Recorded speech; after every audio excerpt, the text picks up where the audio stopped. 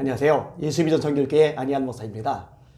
저에게 확진자가 났어요. 확진자가 나고 나서 교회에서 예배를 드릴 수 없는 상황이 되었습니다. 우리 부목사님이 이제 구정 직원 관계자들하고 이야기를 나누니까 언제까지냐고 얘기했더니 오는 주일은 당연히 어렵고 27일까지 예배 드릴 수 없다. 그렇게 얘기를 들었어요. 그러니까 2주 정도 폐쇄 조치를 당하게 된다. 그렇게 이해를 한 거죠. 그래서 이제 그렇게 이야기를 끄집어냈는데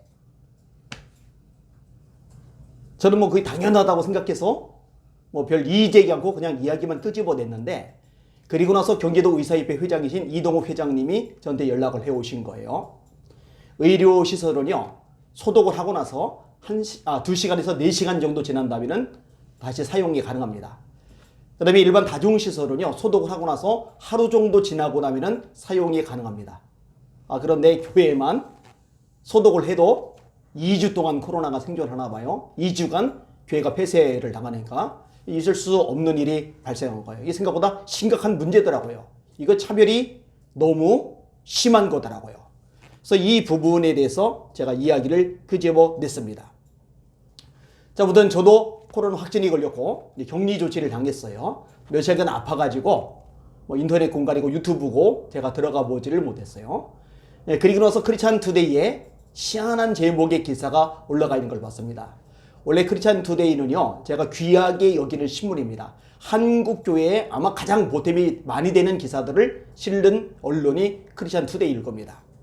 근데 제목이 뭐냐? 금천구청 예수비전교회 폐쇄 조치 내린 적 없어.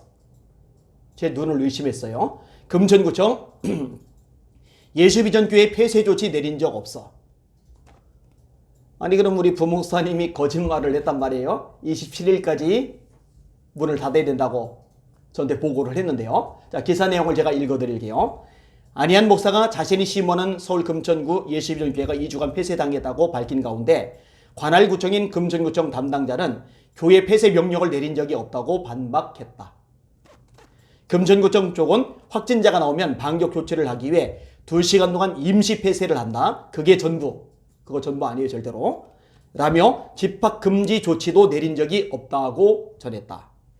구청 측은 예수비전교회가 2차례 방역 지침을 위반해 집합 금지를 검토 중이기는 하나 시설 폐쇄 등의 조치는 없었다며 유튜브에서 무슨 이유로 그렇게 말씀하시는지 모르겠다고 말했다. 우리 부목사님이 거짓말할 사람 아니거든요. 정직한 사람이거든요. 그러면 이거 이제 직원이 거짓말을 한 거겠죠. 그 위에 저희 교회에 붙었어요. 근데 27일까지가 금지가 아니라 1월 4일까지예요. 한 주가 더 늘어난 거예요. 거의 3주 가까이 되는 기간이 되어버리는 거예요. 이거 반드시 짚고 넘어가야 될 상황이죠. 이 기사를 썼던 사람이 이제 이대용 기자입니다. 이대용 기자는 제가 개인적으로 잘 알아요. 참 열심히 있는 기자죠. 근데 이번에 실수를 했어요. 이 뒷부분에 한 대목이 이제 실수 대목인데 제가 읽어드릴게요. 본지도 금천구에 위치한 예배당 앞을 확인했으나 교회 앞에 폐쇄 명령서 등은 붙어있지 않았다. 지금 가서 보세요. 붙어있는 거 뭐 있을 거예요. 안희한 목사 유튜브에는 20일 주일 예배 영상이 게재되어 있는데 배경을 보면 안 목사는 본당에서 설교한 것으로 보인다. 제가 본당에서 설교하는 뒷배경에는 십자가가 걸려져 있습니다. 그 다음에 2층에서 설교를 할 때는 십자가가 없어요. 그냥 화면만 있습니다. 차이가 확실하게 납니다. 20일에는요, 교인들 아무도 못 왔어요. 부교육자들도 못 왔어요. 장로님들도 못 왔어요. 왜냐면 폐쇄 조치 당했으니까. 그럼 2층에서는 어떻게 예배를 드렸느냐? 간단합니다. 저희 사택이 5층에 있거든요. 그러니까 교회가 폐쇄돼도 저희들이 어디로 격리돼서 수용이 되지 않는 이상 교회 안에 살 수밖에 없는 거예요. 그러니까 저희 가족 넷이서 예배를 드린 겁니다. 제가 설교를 하고요. 아내가 반주를 하고요. 큰아들 효빈이가 찬양인들 하고요. 작은 아들 효리가 PPT를 하고요. 이렇게 저희 네 가족이 각자 맡아서 하나씩 진행을 해서 예배를 드린 거죠. 주일 대배 드린 게 절대로 아닙니다. 화면을 확인해 보면 좋았을 텐데 이 생각이 좀 들어요. 자, 그 다음에 또 하나 짚고 넘어갈 것이 있어요. 서울시가 금천구에 지시를 내린 적이 없다. 예수님께 가서 살펴보라고 지시 내린 적이 없다. 근데 제가 그렇게 말한 거다. 이런 이야기를 해요. 이거 역시 우리 부목사가 거짓말 한 건가요, 그럼? 아니죠. 서울시 신고가 들어갔고, 신고를 받은 서울시가 금천구에 연락을 했고, 그래서 금천구가 저희 교회에 왔었다고 분명히 얘기를 했거든요. 아니, 뽀젓이 지시를 내린 사람이 서울시에 있는데 뭐가 그런 적이 없다고 말을 해요? 그럼 제가 거짓말을 한 거게요? 우리 부목사님이 거짓말을 한 게요? 3자 대면해도 좋아요. 누가 거짓말했는지 분명히 밝혀도 좋을 것 같습니다.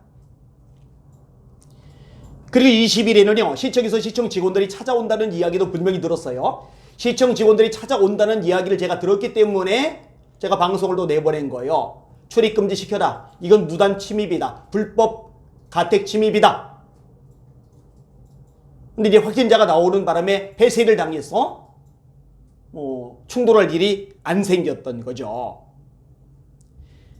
제 말이 거짓말인지 서울시가 거짓말한 건지 3자 대전 하자니까요. 뭐로 제가 그런 거짓말 하겠어요. 사실 뭐 서울시가 하는 행태들을 보세요. 얼마나 비양심적인지, 얼마나 문제가 심각한지, 얼마나 교회를 찍어 누르는지, 얼마나 예배를 업신여기고 짓밟고 이런지 우리가 빤히 알 수가 있잖아요.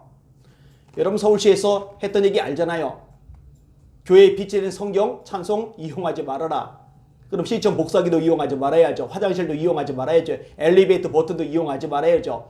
전철 손잡이도 이용하지 말아야죠. 버스 손잡이도 이용하지 말아야죠. 식당 숟가락을요. 여럿이서 쓰는 것 때문에 감염 위험이 있다면 사실은 성경은 일주일에 한 번이지만 식당 숟가락을요. 일주일 내내잖아요. 말도 안 되는 얘기를 해야죠.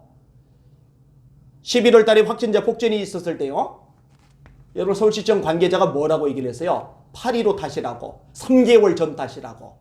이런 짓, 이런 거짓말을 일삼는 곳이 서울시청 아니에요? 박원순 시장 성추행 이 혐의 걸려들면서 자살을 했잖아요. 그리고 나서 5일장을 강행했던 데가 서울시입니다. 자기들이 한 건 다 괜찮은 거예요. 근데 아예 교회는 모이지도 말아라 이런 거예요. 여러분 2.5단계 올라갈 때도요. 서울시에서는요. 아예 모이지 말라고 교회들. 이렇게 얘기했던 것이 서울시죠. 성탄절에도 교회는 모이지 말아라. 근데 서울시가요. 백화점은 통제하지 않습니다. 어제자 헤럴드 경제 기사 내용 앞부분 읽어드릴게요. 제목이 뭐냐? 백화점 식품관 사람들로 인산이네. 오늘 밤까지 700대 넘게 차량이 온 것 같아요.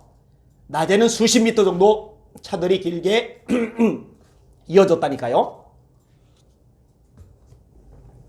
지난 23일 0시부터 5인 이상 집합금지 조치가 내려진 후 맞이한 크리스마스 연휴 첫날이었던 25일 저녁 성탄절 예배는 다 못 드리게 놨고 그날 저녁 서울 강남구 갤러리아 백화점 앞 도로는 주차하려는 차량들로 흐름이 마비된 듯한 모습이었다.